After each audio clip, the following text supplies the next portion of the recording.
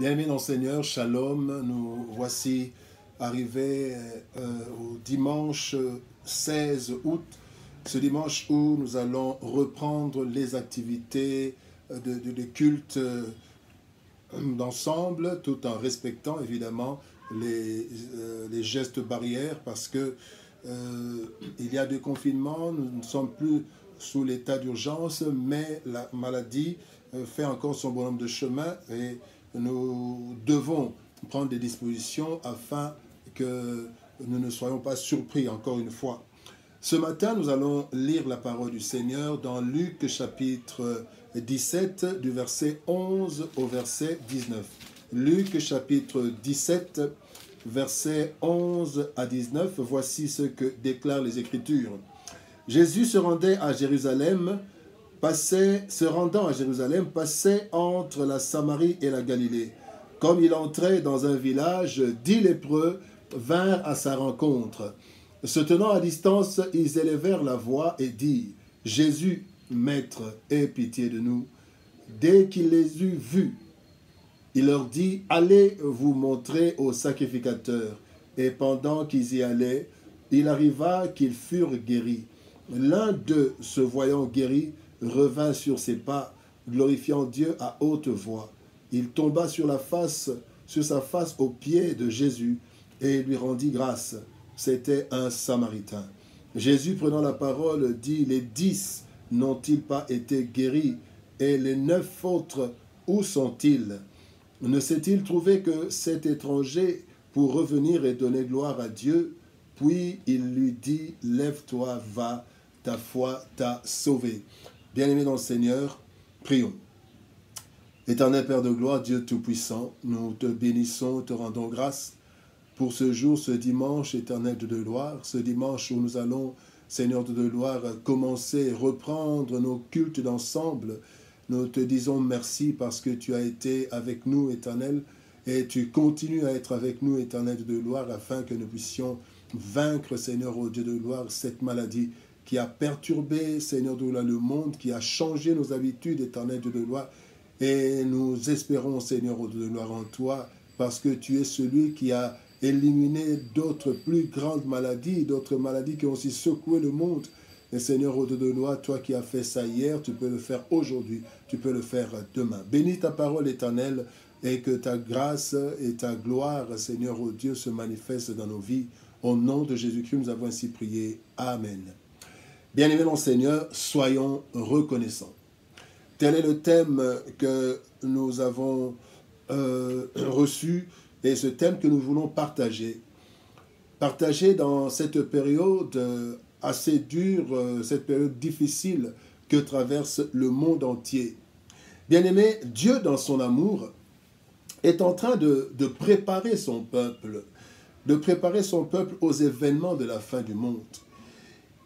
Je considère que la venue de cette maladie, de cette pandémie, quelles que soient ses origines, qu'elles aient été fabriquées ou je ne sais pas quoi, mais quelque part, le Seigneur est en train de nous préparer. Vous savez, dans la Bible, il est écrit dans Matthieu chapitre 24, versets 37 à 39, il est dit : « Ce qui arriva du temps de Noé arrivera de même à l'avènement du Fils de l'homme.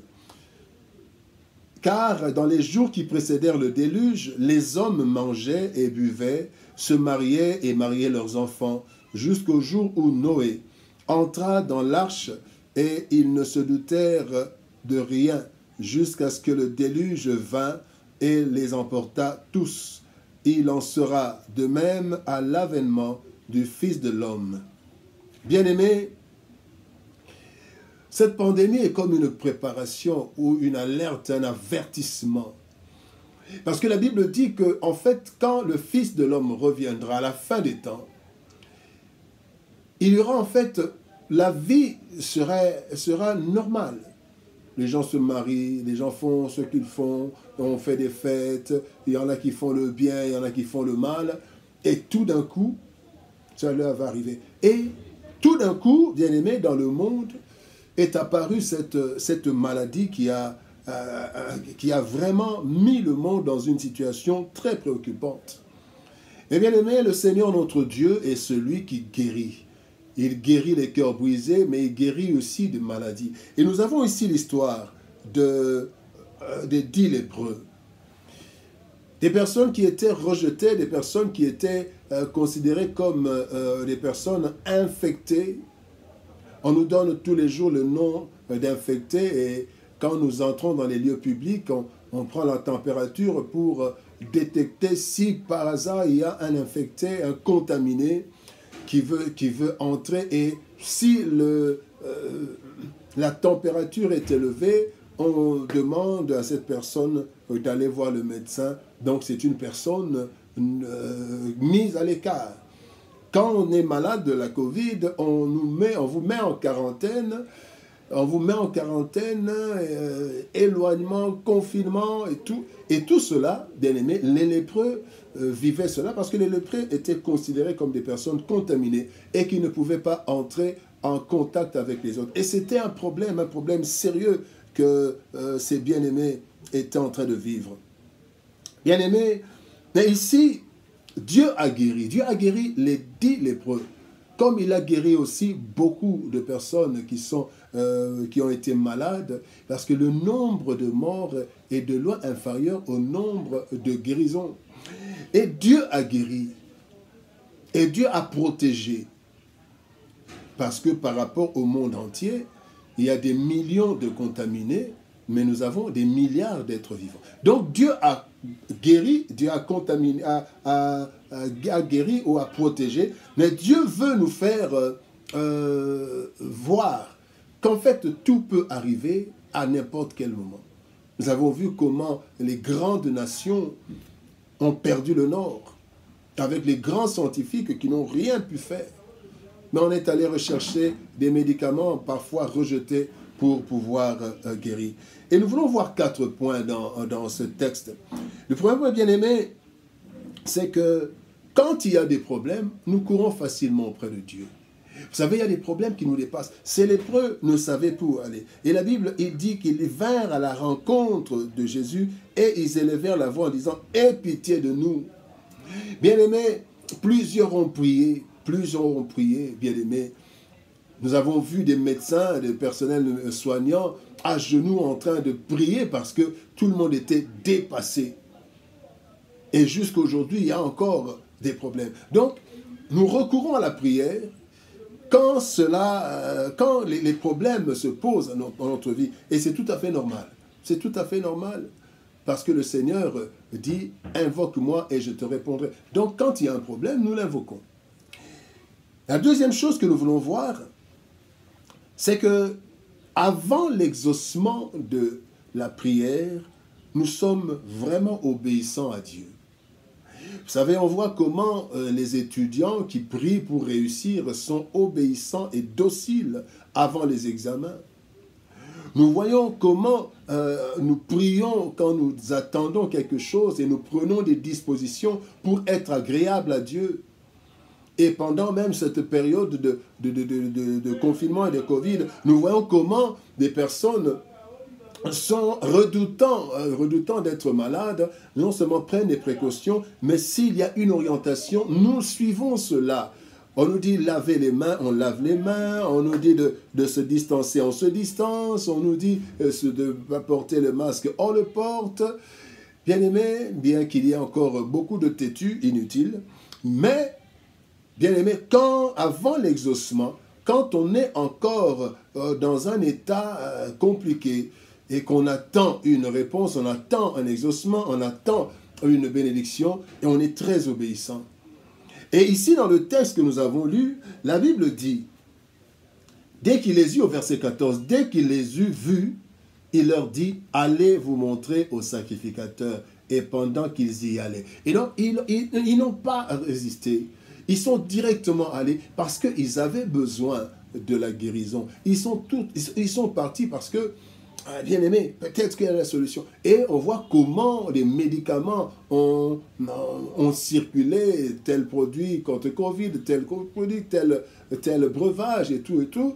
Et les gens cherchent à prendre ces médicaments, les gens sont derrière toutes ces choses, obéissants. Quand on vous dit prenez matin, midi, soir, on est obéissant. L'obéissance quand on attend quelque chose, bien aimé. Mais malheureusement, le troisième point que nous voulons voir, après l'exaucement. Après l'exaucement, bien aimé, chacun trouve une raison pour ne pas revenir au Seigneur. Pendant que nous sommes dans la période de Covid, de la pandémie, plusieurs crient, plusieurs implorent le Seigneur et observent des mesures, observent même une vie assez bonne devant le Seigneur. Mais qu'est-ce qu'il en sera après Covid?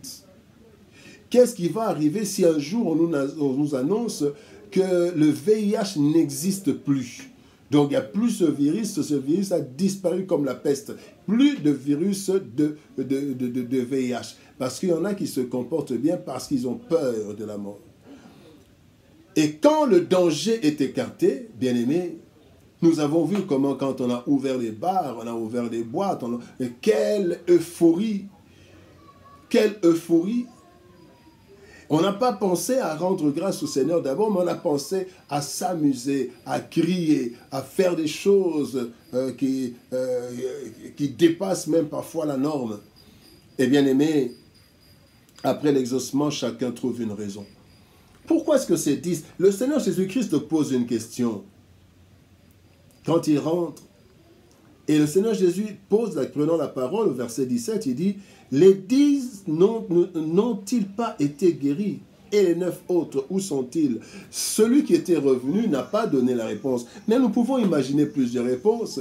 Il y en a qui vont dire, non, non, je vais d'abord montrer à ma famille. Et d'autres vont dire, bon, qui c'est? Est-ce que c'est vraiment lui? Il ne nous a même pas touchés.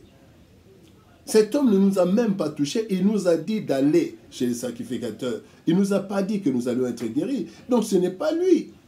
Hein, ce n'est pas lui. Et d'autres qui disaient, bon, c'est vrai, moi je crois que j'ai pris beaucoup de produits. Bien aimés, nous voyons comment en Europe, en Amérique et dans d'autres continents, nous voyons comment cette maladie a décimé les populations. Et quand c'est arrivé en Afrique,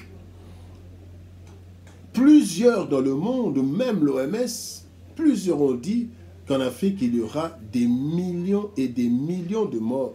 Parce que quand on regarde les structures médicales et tout, bon, il y a de quoi être inquiet.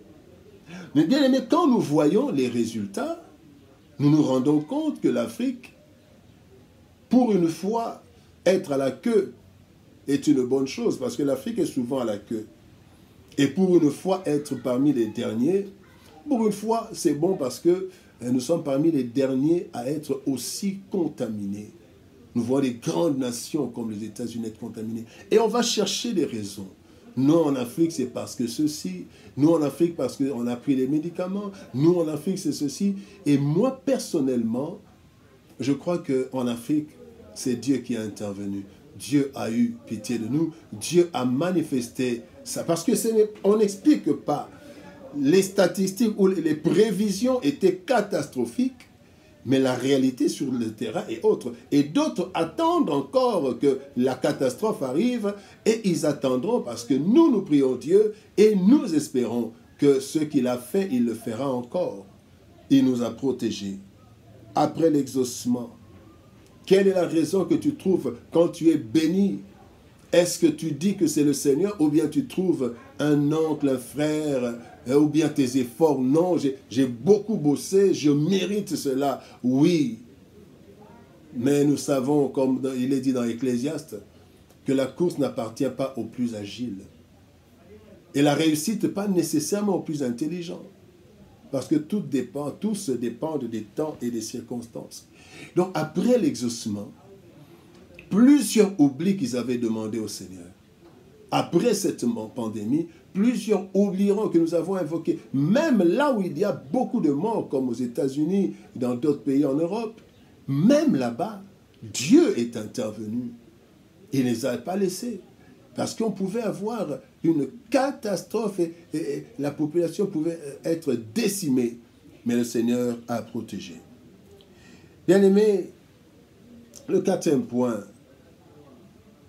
nous voulons voir que la reconnaissance est une chose importante. Et nous devons reconnaître que Dieu nous a été favorable dans cette période. Bien-aimés, quand nous voyons en Afrique, en RDC, les statistiques mondiales, hier samedi, faisaient état de 21 26 758 contaminés. 21 26 758 et près de 800 000 morts. Près de 800 000 morts. Mais la situation dans notre pays, en RDC, nous avons pratiquement 9 637 cas. Nous avons 238 morts, 2%. Nous avons 8 697 guérisons, 90%. Et 702 qui sont encore présumés malades. Parce qu'il y en a qui sont sous les soins, mais ils ne sont pas encore testés négatifs. Et quand nous voyons, bien-aimés, quand nous voyons les structures sanitaires, les structures médicales dans nos pays, quand nous voyons combien de médecins il y a par habitant, quand nous voyons tout le désordre qu'il y a dans nos pays africains et aussi dans notre pays, bien-aimés, nous disons que aujourd'hui, si nous sommes vivants, eh bien, c'est une intervention de Dieu. Et ma question, ou mon interpellation, c'est de voir la situation de cet homme, ou l'attitude de cet homme. La Bible dit, Christ dit, ne s'est-il trouvé que cet étranger pour revenir et donner gloire à Dieu? Donc parmi les lépreux, certainement que la majorité c'était des Juifs. Et Jésus pouvait s'attendre à ce que ceux qui reconnaissaient Yahweh, ceux qui reconnaissaient aussi Jésus, puissent rentrer auprès du Seigneur. Parce que le Seigneur Jésus-Christ était aussi physiquement juif. Peut-être rentrer auprès de lui pour le remercier un frère dans la foi et dans la race. Mais il a été étonné. Ils sont partis, il n'y a que le pharisien, l'étranger, qui est que le pharisien, le samaritain, l'étranger qui est rentré. Bien-aimés, j'aimerais nous poser une question ce matin. Après cette période de trouble où nous commençons de petit à petit à revenir de cela, tu es le samaritain ou tu fais partie des 9 autres. Comment rendrons-nous à l'Éternel tout ce qu'il a fait pour nous? Bien-aimés, nous voulons juste donner 3 choses. La première chose, c'est de dire merci au Seigneur. La Bible dit dans 1 Thessaloniciens, rendez grâce au Seigneur en toutes circonstances, parce que cela est bon, cela est sa volonté pour nous. En toutes circonstances, rendons grâce à Dieu. Et surtout dans ces circonstances, nous avons eu près de 5 mois sans rencontre de prière publique officielle. Et maintenant, les choses reprennent. Et nous osons croire que les choses vont continuer. La première chose, c'est de dire merci. La deuxième chose, c'est de revenir à Jésus-Christ. Il en sera de même à la venue du Fils de l'homme. Et Dieu est en train de lancer des signaux de phare. Attention, attention. Plusieurs sont partis sans avoir été malades avant d'une façon irréversible. Plusieurs sont partis. Même les médecins, les infirmiers et l'infirmière, il y en a qui sont partis. Donc la deuxième chose, c'est de revenir à Jésus-Christ, revoir sa vie, revenir à Jésus ou venir à Jésus. Parce qu'il y en a d'autres qui ont essayé Jésus parce qu'ils étaient dans le danger. Maintenant que vous êtes écartés du danger, venez véritablement à Christ. Revenez comme cet homme, comme ce Samaritain qui est revenu à Jésus-Christ. Et la troisième chose, bien-aimés, nous devons prendre un nouvel élan par reconnaissance.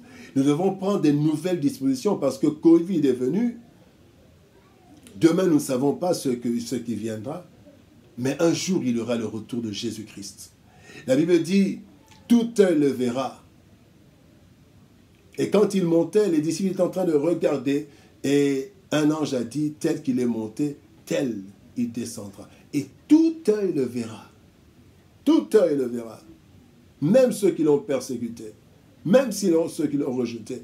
Ainsi, dans cette étape où le Seigneur nous a fait un entraînement ou une simulation pour voir qu'en fait, tout peut se terminer en un instant.